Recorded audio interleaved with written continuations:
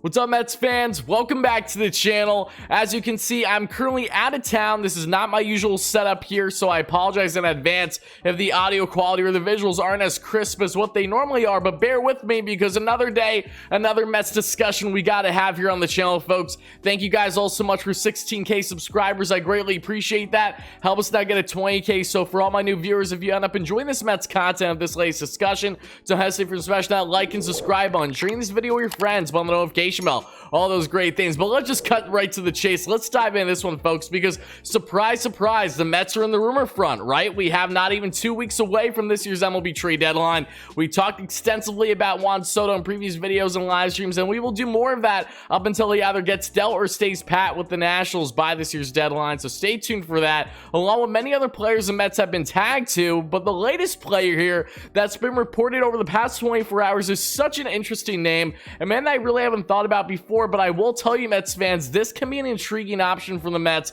so trust me, you're going to want to hear me out here. And this comes from a report from Michael Mayer of Metsmerize over the past 24 hours, saying that yes, the Mets have already begun and have had trade discussions with the Pittsburgh Pirates for their slugging left-handed bat and first baseman slash DH and Daniel Vogelbach. My initial reaction to this news was honestly really positive because there's been a lot of different beliefs on the route the Mets may go here to address the DH position. Now, what we do know, of course, is that the Mets are pretty much done with Dom Smith and JD Davis. I think we all knew that. The writing's been on the wall for a while now. Dom Smith, at the time of recording this, has been put on the IL over the past 24 hours for 10 days, so that doesn't help his trade value. And we do know that the Mets have pretty much been aggressively trying to trade him since the season began. There's also been reports, as you see here, that the Red Sox and the Chicago Cubs, among other teams, have shown interest in Dom Smith to a degree. So it's really not a matter of if, but rather when Dom will be dealt from the New York Mets, either at the trade deadline or in the offseason, depending on where his value will be by this year's deadline. But because of this reason, because the Mets are not committing to Dom Smith or JD Davis, they're looking for guys that can fill in this DH role. And that's where Daniel Vogelbach becomes a really interesting option for the Mets in this scenario that they use this as a platoon option. I would first like to emphasize that, folks, the Mets in this scenario where they land Daniel Vogelbach is not for the sake of making him their everyday DH.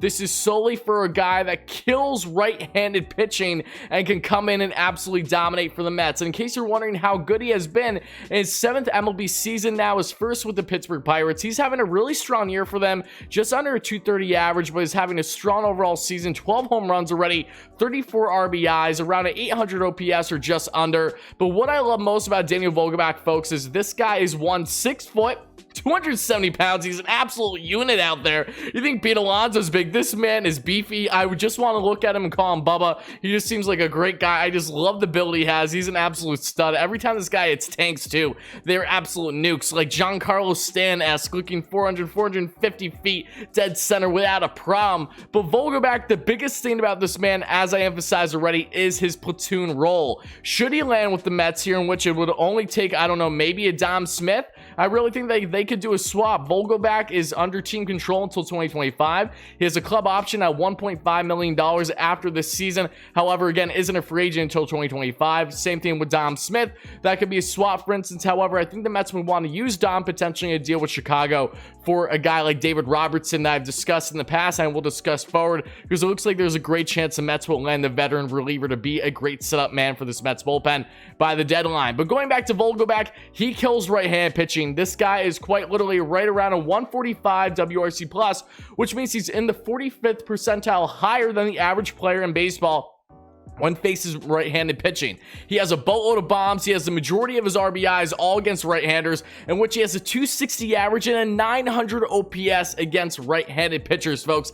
That is dominant, and that gives the Mets a great element in this DH role in this scenario where they want a lefty bat, a lefty power bat that they've lacked all year long. That's what they hoped in Dom Smith. They never got that in Dom Smith, so you can then get this in Daniel Vogelbach for a very low price, maybe not even for Dom, but for just small prospects. It's not going to take much to land someone of his nature. He can come in and be a huge impact for the Mets while they are still looking to acquire a nice bat that can kill lefty pitching, whether that's a Trey Mancini, whether that's even potentially still a Josh Bell is at the higher part of the list when evaluating guys available at the deadline that are bats not named Juan Soto. Putting Soto's name out of the discussion here for a second. More realistic options. You have Josh Bell, Trey Mancini, CJ Cron, especially Mancini and Cron, folks. Those are names to keep an eye on, along with someone like Brandon Drury, who's absolutely murdering left-handed pitching for, yes, that in the Cincinnati Reds. The former Met, now Red, is batting like 325 with over 1,000 OPS against left-handers. So the Mets are truly trying to utilize this type of role where you have a guy mainly for lefties, you have a guy mainly for righties, where they absolutely rake against them respectively. That can give the Mets not just great depth, more quality, but great success. You go from a JD Davis, a Dom Smith, who have brought you no home run power all season long, no RBI contributions for the most part, to get a Vogelbach, who is an absolute slugger, who murders right-handed pitching, to then get another bat as well in a Mancini type. Bell is really the dream outside of Soto. It's Soto, and then all the way down, then there's Bell. But then you have Mancini. The O's will be selling, which I have a feeling they still will, regardless of the fact that they're a fringe playoff team right now. CJ Cron, even with his Rockies home and away splits, is a guy that I know for certain the Mets have a certain level of interest in.